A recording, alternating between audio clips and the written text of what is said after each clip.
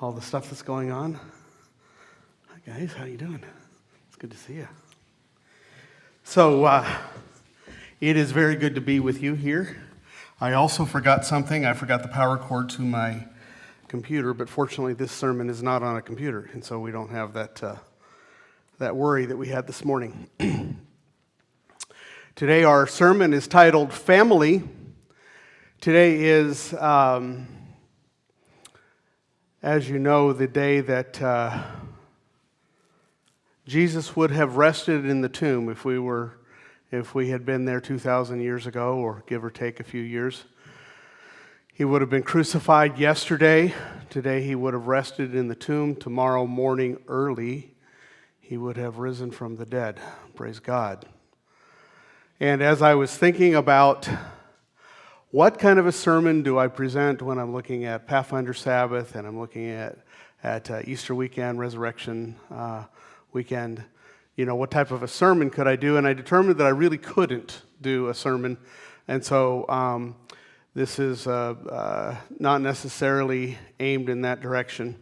So please be patient with me in this. So instead today I'm going to talk with you about family. One of the greatest blessings of being a part of a group of believers like this is the fact that we can be a family where you're loved and cared for and accepted. Today we're going to look at what the Bible teaches about this a little bit, and then we're just going to go through some pretty basic stuff. So let's begin with prayer first. Get us off on the right foot. Lord, today, very specifically, I invite you. Speak through me, work in me. Lord, I ask that you would say what you want to say to this group gathered here this morning. This is your message. I'm only a servant.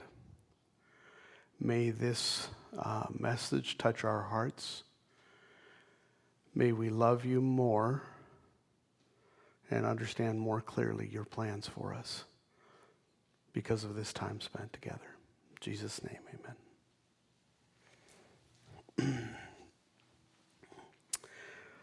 I want to begin with a jewelry store.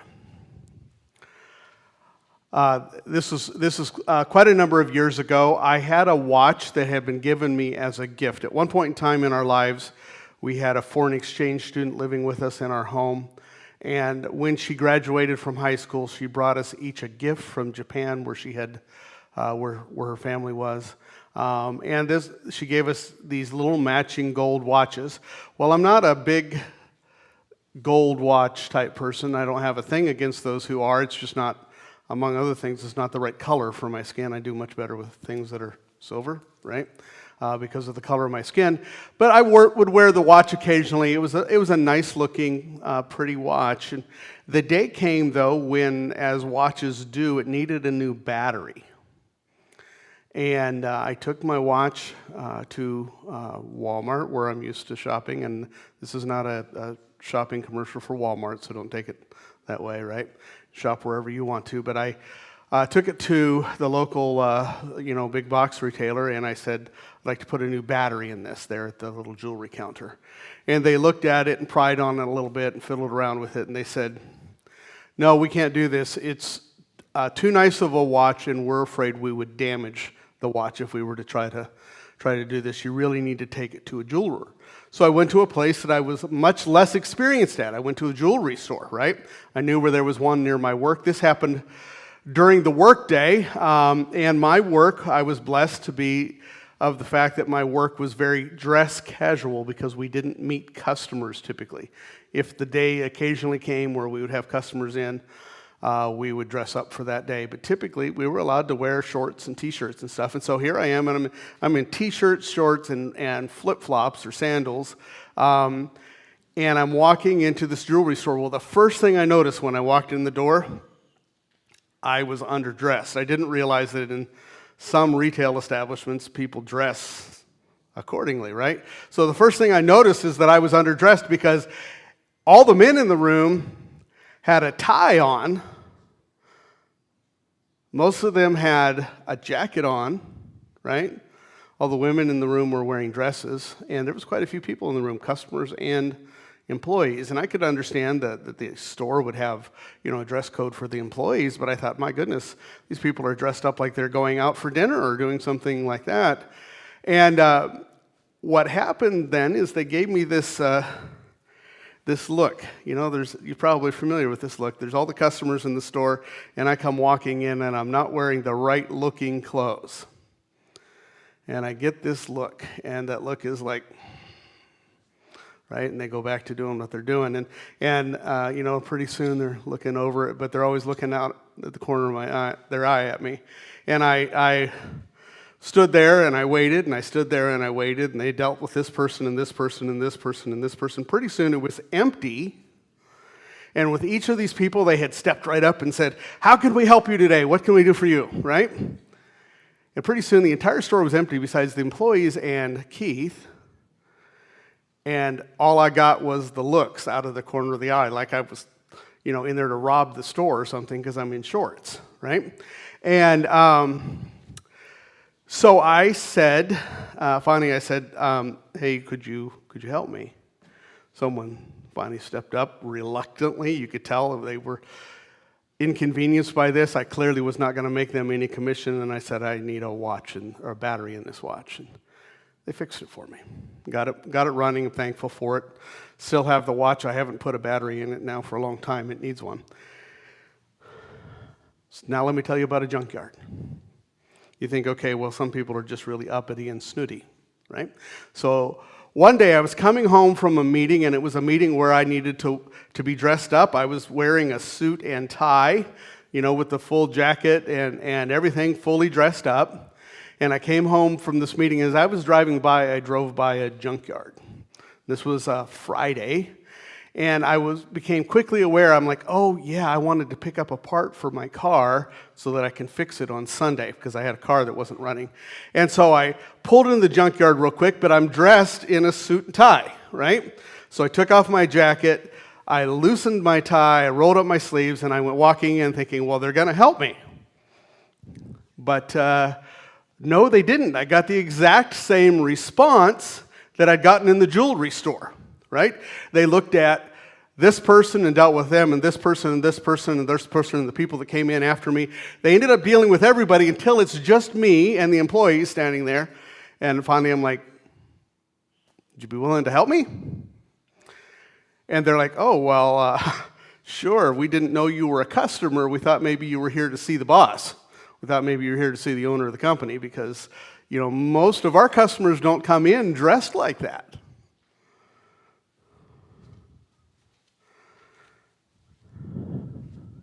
Why do I tell you these stories? Sometimes, have you ever been to a place where it seemed like everybody else got the memo? Everybody else heard the story. This is what you're supposed to do. This is how you're supposed to dress. This is the pattern. This is the procedure. This is how it works. Everybody else knows the password to the club, and you don't. You're the odd man out.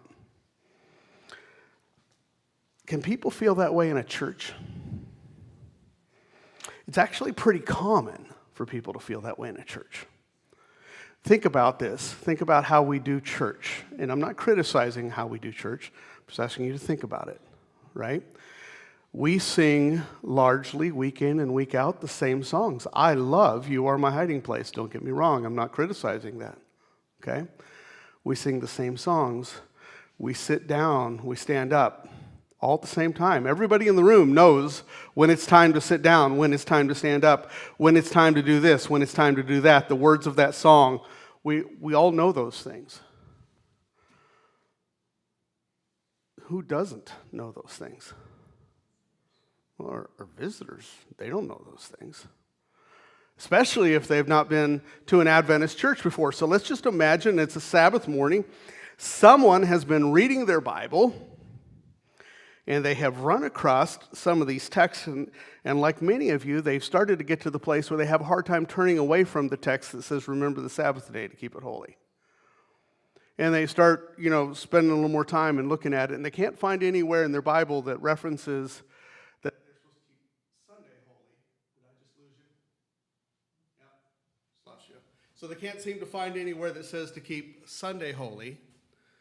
And so they say, I wonder if there's any Sabbath-keeping churches in the area. And they look around and they do a little research and they find out, well, hey, Seventh-day Adventists keep Sabbath. And so I'm going to try a Seventh-day Adventist church.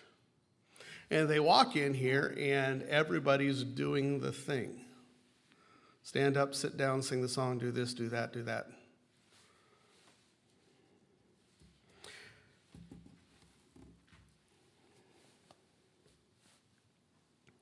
Everyone has friends that they already know. We all want to be caring. And so when it's time to go talk to people and say happy Sabbath to them, we go and talk to our friends. And we say, how are you this week? The visitor gets somebody who steps up and says, hey, we're glad you're here today. I think this church is better than many churches in that we're rather intentional about it. But church can be intimidating for people. Church can be intimidating, and sometimes all we get is one run with people. And that one Sabbath affects everything. So years ago, I want to tell you the story. My wife and I were area coordinators, like Morris and Allison are. And area coordinators, as they will tell you, have a job where they're on the road a lot. They're traveling. This church has this event this Sabbath. This church has that event this Sabbath. I can remember going to Morris and Allison's home church back when they had Pathfinder Sabbath with their club. And, thinking, wow, this is a great church. I love this church because why?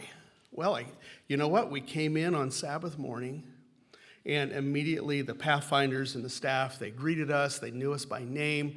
They said, we're so glad you're here today. They shared with us what was going on in the program. We had this, amazing time. We'd stay afterwards. We'd eat a meal. We'd share some fun activities together.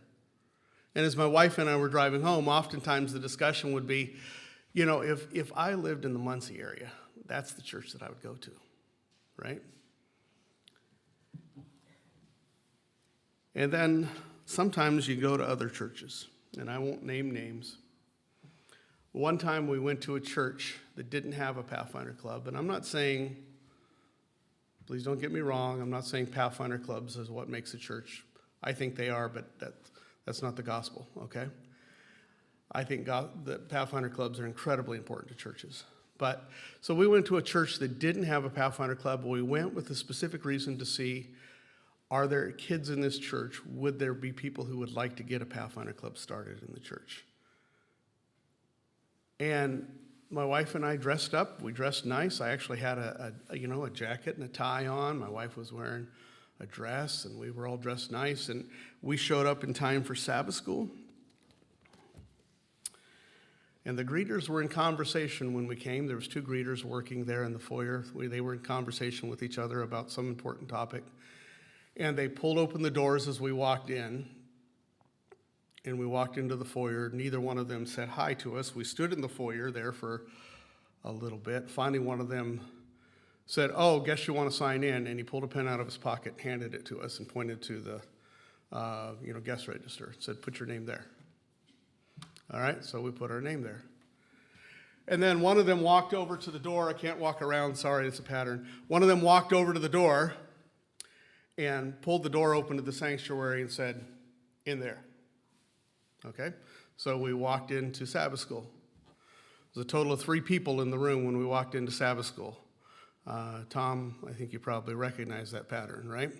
There's a total of 3 people in the room when we walked into Sabbath school. And the person who was up front teaching did, to their credit, stop and say, oh, we have some visitors here with us today. Glad you're here. So thankful to hear you're here. See you're here. And then Sabbath school went on.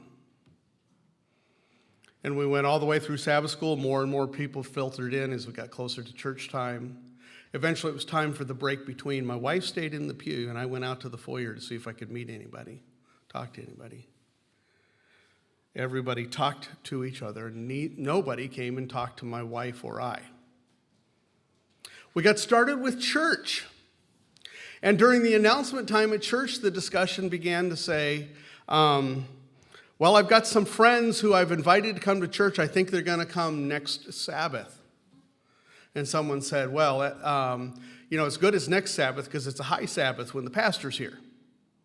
Wouldn't want them to come on a Sabbath that's not a high Sabbath. And someone said, it would be really great to have visitors in this church.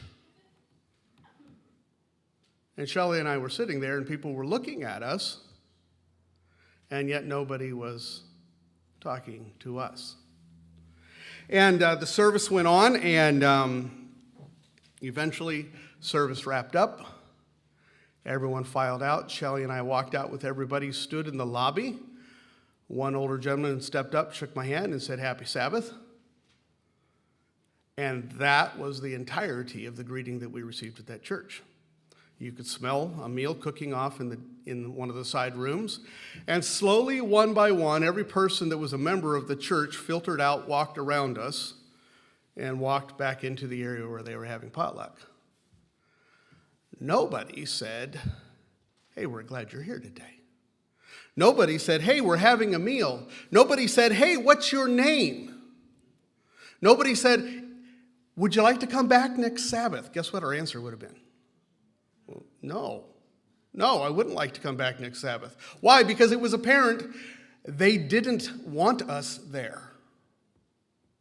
Now, maybe they were having problems in the church. Maybe there was fighting. Maybe something had happened. Maybe someone who had come in last week who was scary. I don't know what the story was. Not my business. Now, Shelley and I were okay because we know the Seventh-day Adventists. We know you.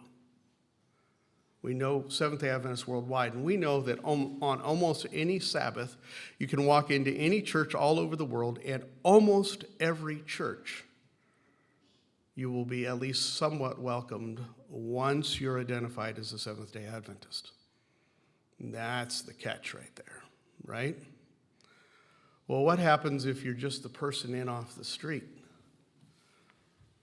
That's a little more complicated in some churches. Some churches are very intentional about greeting, meeting, connecting, building relationships. And some are not. I want to talk to you. We're going to look at a couple texts here, just kind of mix into this. John chapter 1. Open your Bibles there with me. John chapter 1. John chapter 1, you probably know the first few words there. In the beginning. Anybody? Was the Word. There we go. Thank you. In the beginning was the Word, and the Word was? And the Word was? He was in the beginning with? You're familiar with this chapter, right? It's not the one that begins, "In the beginning God created the heavens and the earth." It's another book. All right, so John chapter 1, beginning to read in verse 11. Talk a little bit about being a family here. John 1 and verse 11. He came to his own, and those who were of his own did not receive him. Verse 12. But as many as received him, to them he gave the right to become the children of God, even to those who believe in his name, who were born not of blood, nor of the will of the flesh, nor of the will of man, but of God. So we talk about this idea of a rebirth, of a new birth. And you're actually being born into the family of God. But family has some complicated connotations in modern times. Some come from families that are healthy and strong and do things pretty good. No family ever gets it right. And some come from families where terrible things happen in their family. And so for some of us, thinking about church as a family is a complicated thing. But we need to kind of get our heads around this, because that's indeed what we are. We are God's family. Look at me with Romans chapter 8. Romans chapter 8.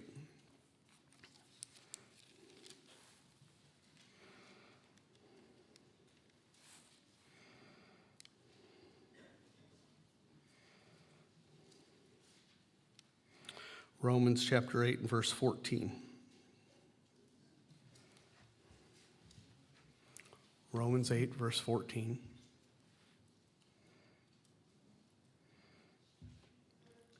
For all who are being led by the Spirit of God, these are the sons of God. For you have not received the spirit of slavery leading to fear of again, but you have received a spirit of adoption as sons, by which we cry out, Abba, Father. And the Spirit himself testifies with our spirit that we are the children of God. And if children, heirs, also heirs of God, and fellow heirs with Christ, if indeed we suffer with him, so that we may also be glorified with him. All right, so we are God's children. I'll talk to you just a little bit about how we tend to think. I don't think we intentionally do it wrong, but I do think we get it wrong on a regular basis. We have a tendency to think in family groups. During COVID time, the term pod became an in thing to use, an in term to use. We have a tendency to think of pods. And so I can't possibly get to know everybody in a church, at least that's what I think, right? Or that's what people may think. And so we have a tendency to get to know people close to us, peers, if you will. So if I'm 15, there's a good chance that I'm going to get to know a lot of the other 15, 16, 14, 13, 17-year-olds around me, right? If I'm a man, I'm a man in my 50s. There's a good chance that I'm going to get to know the other men in their 50s around me, right? Men who have similarities to me. Now, as we get older, you all know, of course, that one decade seems like a huge amount when you're young, and it's nothing when you're much older, right? So 50s, it's easy to make friends with people who are a couple decades up, a couple decades down, but we still have a tendency to make friends with the other men. Women have a tendency to do the same thing. You make friends with the other women in the church. Nothing wrong with that. As a matter of fact, in some ways, that's probably best. But here's the problem.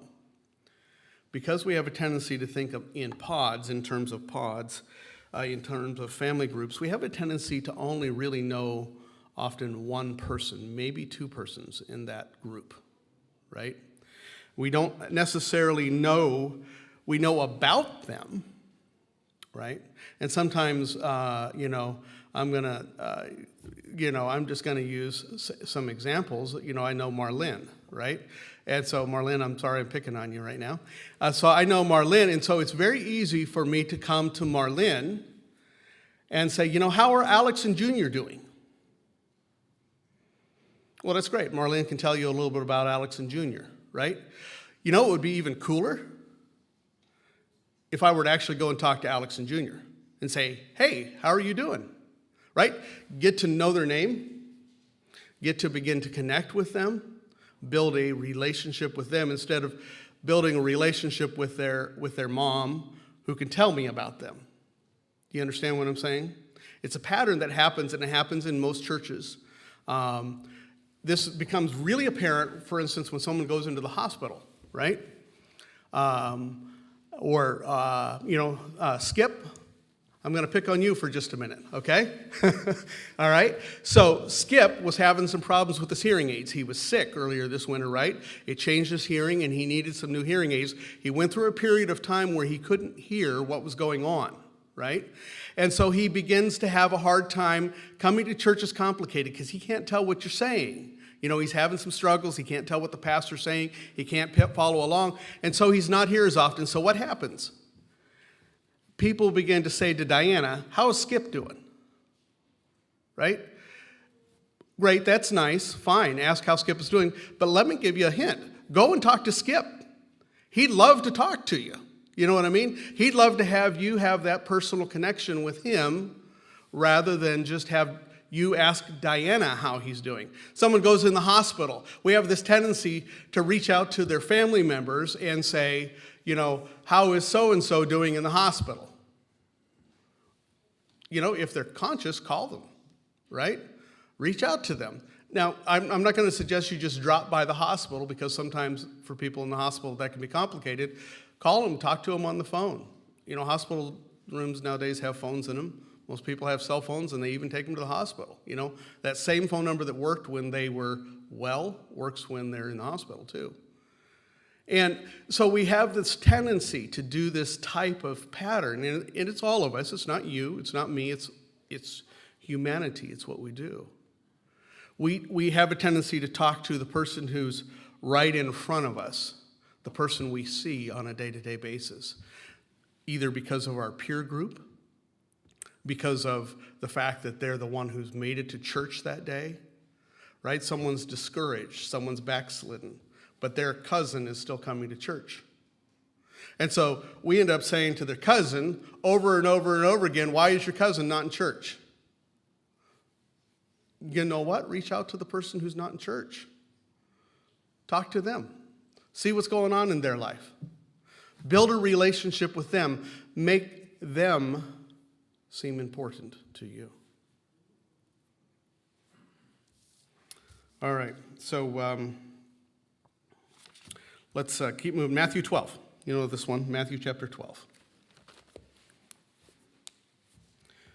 This is a pretty straightforward, simple sermon today, just looking at how to be a family. Matthew chapter 12.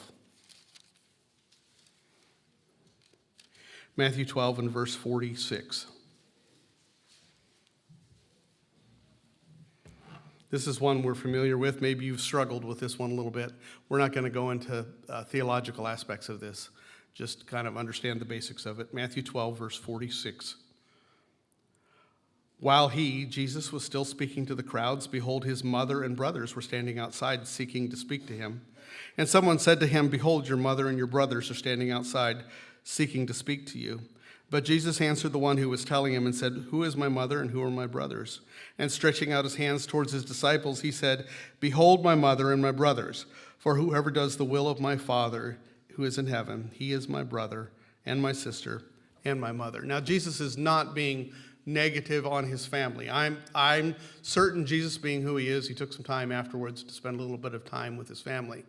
But the point that he's making, he's taking this opportunity to teach a lesson. And the lesson is, if you're a believer, if you're a follower of Jesus, you are family. You are brother, sister, mother. You are part of God's family. I'm going to give you a couple of simple examples. You know these examples, but we're going to use them anyway. Let's just say that Shelley's in the hospital. Here's the reason why I'm doing this, because I found out in working with a couple of other my churches that people kind of liked doing this, okay? Let's just say that Shelley has been in the hospital and she's been there a few days. Don't just ask me about Shelley. Reach out to Shelley. Talk to her. If she's conscious, obviously, if she's conscious, reach out and talk to her. Nothing wrong with saying, hey, I hear Shelley's in the hospital. Nothing wrong with saying that to me. Do you think she'd like someone to call her? Yeah, I think she would like someone to call her. You know what I hear over and over and over and over and over and over and over again when I go see people? And I don't do it as much as I should. I need to do a lot more, but there's limitations on my time. Over and over again, I hear people saying, nobody stops to see me, not just this church, in general. Nobody stops to see me. Nobody calls me. When we get out of sight, we get out of mind. You go into the hospital, you go into the nursing home, you go into whatever, out of sight, out of mind. You might live 20 years in a nursing home and never have a church member show up. Why? Because, well, if they were here on Sabbath, it'd be easy to talk to them, but that requires work. I'd have to pick up my phone and make a phone call to somebody. It's a complicated thing because we don't think about it. So don't just bring up Shelley for prayer and prayer meeting. One of the most, and no offense to those who maybe do this, or if you catch yourself, I'm not picking on you, right? One of the most frustrating things to me is sometimes we sit in prayer meetings and we say, hey, Pastor, have you talked to so-and-so this week? Hey, Pastor, have you talked to so-and-so this week? Hey, Pastor, have you talked to so-and-so this week? Your phone works as well as mine does. You could actually pick up your phone and see how they're doing this week. It'd be a cool thing, I need to do it more. I don't disagree with that point at all. That's a fair assessment, right? But it doesn't just have to be the pastor. I actually have had people who've said to me, I went and visited a family one time, and they said to me, I've never, ever had anybody in the church visit me. And this had been my third or fourth visit to this particular family because they were going through a little bit of a crisis in their life. And I said, well, my wife and I have been here now several times. And they're like, well, you don't count. And I said, well, what do you mean I don't count? And they said, well, you're the pastor. You get paid to do that, right? They actually would like to connect with people who are in their church, who worship with them week after week. You know, this is the same whether it's the nursing home, whether it's the hospital, whether it's call first. Don't just show up, right? Call first. Have the conversation. Show them that you care. But then don't be afraid to say, hey, would you be up for me stopping by for a visit this afternoon? I'm not going to stay long, maybe 5 minutes. I did that this morning with somebody. As we were driving between the last church and here, I sent a message off to somebody because I was thinking of visiting them this afternoon, and I just said, hey, how are things going? Are you out of hospital and into rehab yet? My wife and I are thinking about stopping by to visit, just for a few minutes after church. And, their answer was, we're not really ready for a visit today, perhaps another day. Fine, fair enough. Some days are good, some days are bad, especially when you're in the hospital. Right? But, so, I guess what I'm trying to tell you, okay, let's talk about a backslider here for a moment here. This happens pretty regularly. We say, who's not coming to church anymore? And we talk about it at a prayer meeting, and we have this discussion. And one of the most common things that I hear when I talk to people is, I say, hey, why don't you come back? Why don't you try church again? And they say, I'm so embarrassed. I haven't been there for so long. What are people going to say? That's a fair question, actually. It's a fair question. I remember one time my wife and I were part of another church, and I'm not going to go into details, but we were part of another church, and we had been doing this area coordinator work. And for several months, we had been gone, to this church, to that church, to here, to this camp out, to whatever was going on, week after week after week after week. And finally, the day came when we were able to attend our own home church. Nobody had reached out during those months. Nobody had called us. No one had stopped by. No one had showed any interest. And the person who greeted us at the door said, oh, you're still here? I thought you moved. What do you think they'll think when they're coming back in the door? Right? People are worried about those things. They're worried about those negative comments. Oh, it was just a joke. I didn't mean it seriously. It's called passive aggressive, right? When you make a joke at the expense of someone else with the idea of trying to get a message through to them, you haven't been here enough. It's called passive aggressive. It's wrong. We need to be treating those around us with love. And I'm not here beating up on this church. There's a reason why I'm talking about this. You know what the single reason why young people leave our church is? It's not our theology. It's not that they don't think the seventh day is the Sabbath. It's not that they have some disagreement with how we do things. The reason why many of these young people who sit in the pews, and the generation that was here before them, and the generation that was here before them, and the generation that were here before them, the reason why they're not sitting in the pews is because nobody took the time to care for them. Nobody took the time to know them. The only people they knew in the church were the other kids their age. And when those kids moved away and went to a school somewhere else and did something somewhere else, they don't have anybody left at church who actually knows their name. Think about the young people that were sitting up here today. How many of the names do you know? How many of those kids have you talked to? I'm not asking how many have you talked about. I'm asking how many have you talked to?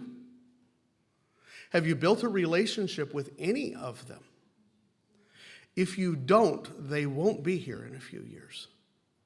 They won't be in any Adventist church in a few years. Young people, just as surely as adults, need connection. They need people who care about them personally. In reality, they care about what their name is, what's going on at school. They don't just care about... I'm going to share another story. I was working with Pathfinder Club, and there's a young man in the club, and I think I've shared this story here before. There's a young man in the club who was going through some struggles. He didn't have a dad in his life. He was going through some struggles. And his mother said to me one day, hey, would you be willing to take a little bit of extra time with my son and begin to help him? He's really struggling because he doesn't have dad. So he and I began to spend time about once a week. We started spending time together. We went and played disc golf. We went and played miniature golf. We went bowling. We worked on bicycles. And as he got older, we did this for a number of years. We worked on his car. We did things together on a regular basis. And he kept making some choices that were not good choices. He headed down the wrong path. And we just kept working together and working together and working together. And finally, his choices became bad enough that they came to the attention of the church. And the church called him and his mother into a meeting and basically said, if you're going to continue on this path, we're going to remove you from membership. You're no longer going to be a member of this church, right? So he called me, and he was very mad. He was actually very mad would be an understatement, and we're not going to go any further than that. And so he and I spent some time. I was headed off somewhere that evening, so I invited him to come along with me. And we spent some time together, and I said, help me understand what's going on. And so he explained the situation. And I said, so what triggered this? Why did you have this conversation? He explained some behavior he'd done. And I said,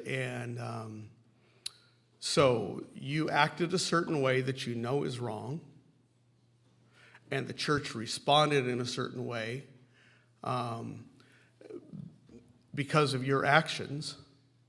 I said, what do you think is wrong about that? And he says, well, they don't have the right to talk to me about that. And I said, why don't you think they have the right? And his response was, well, because they don't really care about me. I'm nobody to the church. They only care about how the church looks. And I'm making a stain on the church. And that's what they're worried about, that the church looks bad because of me. And as we talked some more, I said, well, and he said, they're not my parents. They don't have the right to tell me what to do. And I said, well, I'm not your parent. You and I have talked about most of these same behaviors. I said, why do you think I have the right? And he said, well, you have the right because you care about me. I know you care about me because you spend time with me. You know my name, right? We build a connection. I'm not able to do that with every young kid. I'm not. The reality is of how life works that I cannot connect with everyone. And I can't even, the ones I can connect with, I can't do a great job at that. They need you. They need you to connect with them. They need you to talk with them, to see them for who they are, not just tell them what they're doing wrong. Ask about school. Ask about how they're doing. Ask about what sports they like. Ask about what, I don't know, whatever you want to talk about with them that's obviously uplifting. Take some time, talk to them about it. At first, they're probably going to be, standoffish. You know what? Working with people is hard. It's not easy. I work with people in the community periodically, and I get incredibly frustrated by working with them. I reach out and I say, hey, I'm going to be here at such and such a time at your place, and we're going to, I'm going to make sure that you get this that you're looking for, and they're not there, right? That's frustrating to me. It is. Working with people is hard, and it's irritating, and it grinds at my Christianity. And sometimes I want to say, Lord, I don't want to help that person anymore. Lord, I don't want to invest any more time in that person because they don't seem to care about my time. They don't seem to be interested in changing at all. Why should I waste my time on them? And then I'm reminded of a guy who invested all of his life in me. This man we know as Jesus Christ. This weekend we're celebrating what he did for me. Who invested everything, even when I was not interested, even when I didn't want to have the conversation, even when I said, go away and leave me alone, even when I tried to disappear whenever he tried to ask me to do something. He invested everything in me. This is the heart of the gospel. We can learn all the theology. We can become knowledgeable about everything this book says, but unless we actually put it into action, unless we actually care about the people around us, it's really nothing. You know, we could take some time and, 1 Corinthians 13 and look at what love is, right? And there's some references in there, even though I have this and do this, and I'm something amazing, unless I actually have love, that's all worthless. It's pointless. I'm wasting my time, spinning my wheels. So I'm going to end with just one more other thing here. And this is an example to help you understand. Sitting in a board meeting with the board one time, not this church, all right? Sitting in a board meeting. And one person is getting very opinionated on a subject, and they were going around the room and saying who agreed with them and who didn't, right? And, they're like, Jeff sees this, and Dave sees this, and Philip says this, and, Marjorie says this, and blah, blah, blah. And they came to one person and they said, she says this. And went on around the room naming everybody else by name. One person in the room is she. Everybody else has a name. One person in the room is she. How many of you like being labeled that? You're the person without the name in the room. None of us like that. Every single one of us would like actually people to know us by name. The real given name that somebody gave you at some point in time. That thing that's so valuable to us. It's so incredibly important. And yet, for many of us, that's how we know our kids in our churches. He, she. Get to know them. They're amazing. I don't know this full group of young people. I don't. There's a few in there that I know some. Spend some time and get to know them. Talk with them. Ask them what's interesting, even if it's not the same thing that's interesting to you. Build a relationship. You'll find out later on when they're going through some tough times, you might be someone they're willing to listen to. So, anyway, I know it sounded like a lecture, wasn't intended to be, because actually I feel like this church does pretty well in some of these areas.